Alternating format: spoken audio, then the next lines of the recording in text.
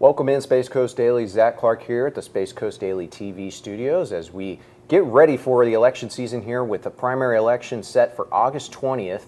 And we're here to try to get to know some of the candidates. And today we have Erika Orriss, who is going to be running for House of Representatives of District 33, running with the Republican side.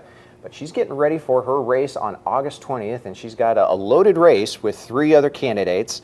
But Erika's going to talk to us about today, and she's going to inform you guys about what is important to her and what she would do here as we get into office. So thank you very much coming in today, Erika, and we look forward to getting to know you a little bit more. Wonderful, wonderful. I'm thrilled to be here. Thank you very much for having me. Erika, you are running as a Republican here for the House of Representatives, District 33. I want you to kind of introduce yourself to the audience of the Space Coast Daily and why you're running. Absolutely. Okay, well, my name is Erika Orriss. As we've said before, I'm running for State Representative of District 33. And so I've got some big shoes to fill. We've got Randy Fine. It's Randy Fine's old seat, and it's a crowded race. So I think it's incredibly important to let everyone know how we differ. There are differences.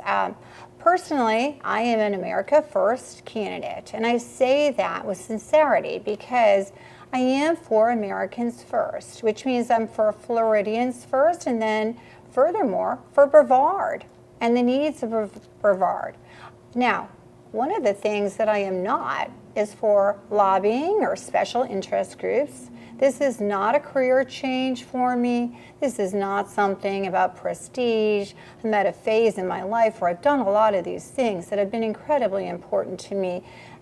But now it is really a calling of, I can do this, I'm very qualified to do this, and how dare I not do this, step up and try to do the right thing for my future constituents. So I think that's where I want to take this. But the only special interest and lobbying group I have are the citizens of Brevard, and those are the state of Florida.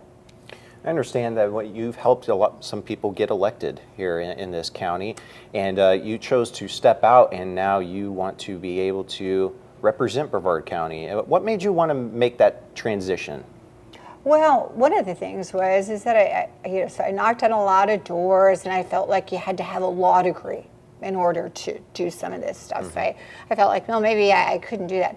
But as I started seeing candidate after candidate sort of show maybe a black eye, I don't want to put anyone down personally, but a black eye to the Republican Party. I knew that I didn't have anything weighing in my background. I knew that I was well equipped, and I just felt as you'll hear my story unfold, a calling on my heart to do the next right thing. And I know that I'm supposed to be here. And so my life has sort of been lived that way.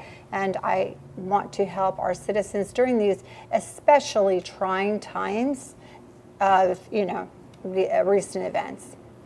Let's talk about some of the issues that are important to you that you want to be able to address on day one. If you are elected this November, what are some of the things that you want to address on day one when you are in office? Well, many people, some of the people are unaware that illegal immigration is not a problem just in Texas. It is a huge problem here in Florida as well. Right from, about 4 miles from my house, we had a boat of Haitian immigrants trying to come in here. Now they weren't fleeing for their lives. They had guns, they had drugs, they had children that are unaccompanied, they had night vision goggles, they were up to no good. So illegal immigration brings with it all those things that I mentioned. And then furthermore, we don't have a really good vetting system. So what ends up happening is these people that have come abroad and they're illegal citizens, they can vote. They find an easy way to vote. And we want very hard to not have that happen. So being a systems engineer for so many years, I know that there's data out there that we can use. We can go ahead, we can find ways to make this data available, make everybody know who is an American citizen and who is not. We do not have any illegal citizens voting in our elections. Great stuff, Erica. And let's talk a little bit about another issue that's important to you, homeowners insurance. Yes, our whole entire economy, it really needs to be addressed. But what I know I can do something about at the state level is homeowners insurance. We're all struggling with it. We all feel it. And many times people blame the insurance companies, but the truth is that if the insurance companies were actually making money, they'd still be here. So we created some wonderful legislation back in 2023, assignment of benefit changes, fee multipliers, many different things we did to make, this a different legislative process for us, and then have the homeowners feel some relief. The problem is that none of that legislation was retroactive. So what happened was we had Hurricane Ian, if we all remember. And what happened with Hurricane Ian is many houses were torn up. And so what is going on now is those houses, we can't even begin to feel the changes to the legislation that we made in the 2 special sessions that Governor DeSantis held, because we're still working through 100,000 homes that need to get moved through these claims processes. And as it exists right now, every claim that is submitted before the prior legislation could kick off somewhere up to 8 different lawsuits. So here we have, it's going to take us at least 5 years to work our way on through that. We need to find a way immediately to address these homes that are still sitting there without proper legislation to address them and move them through the system quickly and see if we start to feel some relief. Her name is Erika Orriss. She's running for the House of Representatives District 33 as a Republican, a seat that's being left by Randy Fine, who is running for state senate now.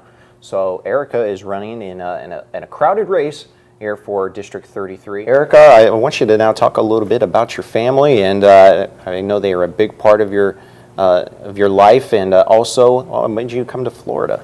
What made me come to Florida? Well, I'll tell you, first of all, I'll talk about it. I don't think I mentioned enough about my husband. I would say my husband has been my biggest advocate in this, so I'm really blessed on that.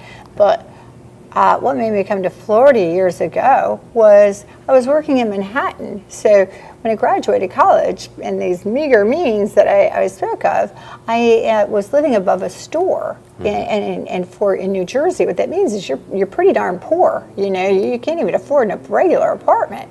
But I found a job on Wall Street, and I started consulting, and I was back and forth. But eventually I got married, and I had a couple of children. Now, if a child gets sick, I need to be home with them, right? So that became incredibly hard. And then I got recruited by Darden Restaurants, and I came down here, and I continued on with my corporate career down here. And then I was pulled over to the Spacecoast when eBay Enterprises was here, and they asked me to be their lead data warehouse manager. And so I've been here ever since. I've loved it, and that was, 12 years ago. I want to talk about what separates you from the other candidates. What is something that you really feel like you're qualified for on this job on day one? Well, this is interesting, and it sort of makes me chuckle. I did a debate the other day, and the fellow doing the debate said, well, you all sound the same, so I don't know, break it down for us. And I will break it down for you. So number one, one of the my opponents chose not to even come to the debate.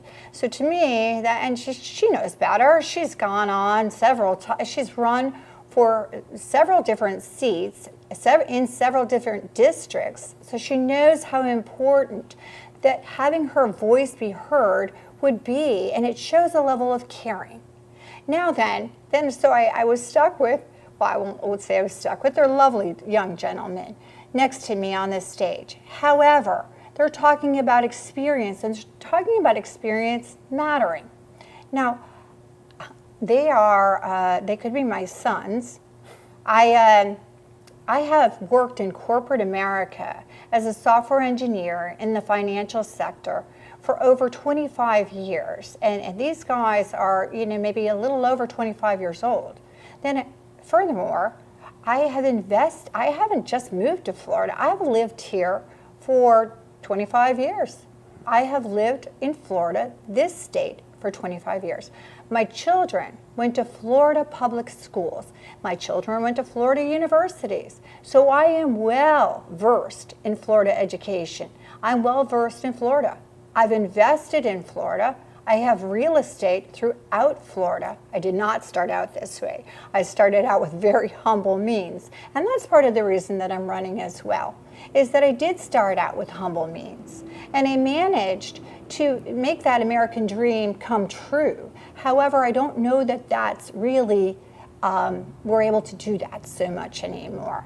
So I do believe that I am a success story. I would like to also say that, you haven't asked me this one yet, but I'm going to go there. Right. All right, so I'm a licensed mental health counselor. And one of the reasons that I decided to become a licensed mental health counselor was because I had gotten very ill. I had a life-threatening disease. I don't talk much about it. I do have a book that I put out. It's a bestseller. It's on Amazon. It just came out at the same time. So, that's kind of how God works. It's called 20 Years and 6 Months. It took me 20 years to write that book. I was paralyzed for 6 months. I mean, literally paralyzed. I couldn't even move one of my eyes, so they would tape it shut for me at night. Wow. But I knew that God had spared my life. And so when I got out of that, I decided I wanted to go to graduate school because I wanted to become a licensed mental health counselor and help other individuals. That's what I wanted to do. However, I wasn't really equipped. So here I was, like I could barely walk. I was wearing leg braces. And I finally was, but I graduated. I had 2 little kids, physically ill, graduated. Couldn't use the degree. You know why I couldn't use the degree? Why? Because you make a lot more money as a software engineer in the corporate sector than you ever do helping people.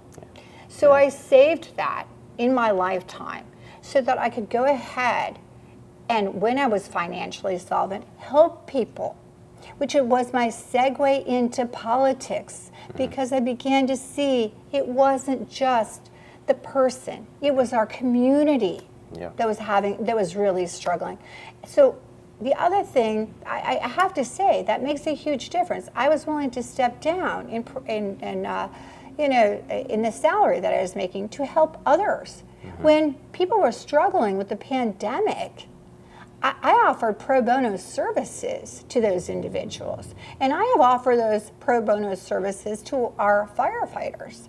So, I really am enmeshed and ingrained in this community. I care about Florida. I've been here a long time, and I have certainly the experience necessary, with a slight variation, that the licensed mental health counseling. So during these trying times, I think that I'm well equipped to deal with everyone, because I will be representing everyone, not just Republicans, everyone. Absolutely. Erika Orriss, you are running for House of Representatives, District 33, and you're getting ready here for the primary election on August 20th. And then if everything goes well for you on August 20th, then you get ready for the November 5th election in the general. When it comes to the race in general, is there anything that you want to mention and give a final shout out to any family and friends that have helped inspire you to get into the race? Any endorsements that you want to mention that people have endorsed you in this race? I was picked up early on by Helen Volz, who we know, who has been such an instrumental guide in Brevard County. She's been county commissioner, for city council for years and years and years. She heard my story. She said, "Eric, you are such a fighter and you will fight for Brevard, and I know you will." She said, "You've got to run." I said, "Huh?" Yeah, she said, "Yeah, you've got to run." And I went home to my husband and I said, "Honey, can we survive on one income?" And he said, "Yeah, we can. You do it, because there has never been a person more called for this than you. You've got it on your heart. You're a fighter, and you will fight for the people of Brevard. You will fight for all Floridians, because That's what I always say. It's not just Brevard. It's all of Florida, because we have got to work as a unit for education, for so many different issues. We only got to talk about a couple of the issues. Obviously, we know there are a lot of issues, but I think that there will always be a lot of issues. Where we want to go is we want to make sure that the person representing us is someone that we're comfortable with. That's the thing. There's always going to be issues. What is it about the character of the person and their proven lifelong success in what they've done, even when it's been challenging and difficult? Erika Orriss, very great stuff. Thank you for coming in here today and giving us a little bit more information about you. If you want to learn more about Erika Orriss, you can go to her website, erikaorriss.com, or you can also go on her Facebook page as well. And I know you're very active on the social media channels, so if you want to be able to ask her a question or you want to know where she stands on a particular issue, you can be able to go to her website and find out where she stands on a lot of those issues. And we thank you for coming in here today, and we wish you the best of luck on August 20th. It's going to be here before you know it. We're almost a month out now from the primary election. It's going to start heating up right now. And we're very excited. Well, you know, and my telephone number is out there as well. And I encourage people to use it. My telephone number, my email. If you have any questions, I need to hear them. Mm-hmm. I want to hear them. So thank you. Thank you very much, Erika. And like I mentioned, you can go to Erika's website, erikaorriss.com, and learn more about her. And you can also click on the link at the bottom of this video, as well as it is a little bit more, get to know Erika Orriss in that story on spacecoastdaily.com. So thank you very much, Erika, and best of luck on August 20th, okay? Thank you.